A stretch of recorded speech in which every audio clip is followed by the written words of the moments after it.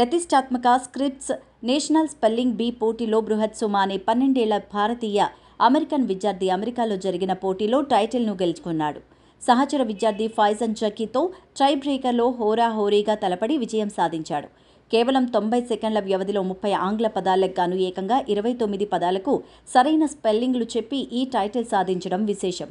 ఈ పోటీలో గెలిచిన నేపథ్యంలో నగదు బహుమతి కింద $50,000తో ట్రాఫీ, ప్రశంసాపత్రం అందుకున్నాడు.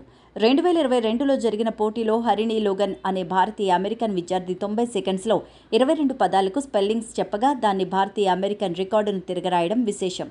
ఈ పోటీల్లో 245 మంది విద్యార్థులు పాల్గొనగా 8 మంది ఫైనల్స్కు చేరారు.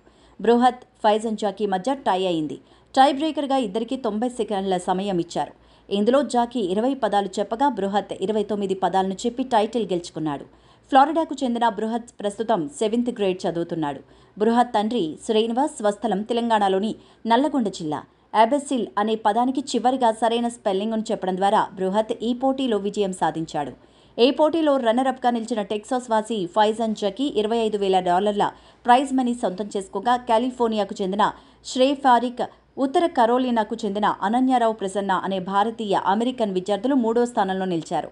వారిద్దరూ చెరో $12,500 ప్రైజ్ మనీ గెలుచుకున్నారు.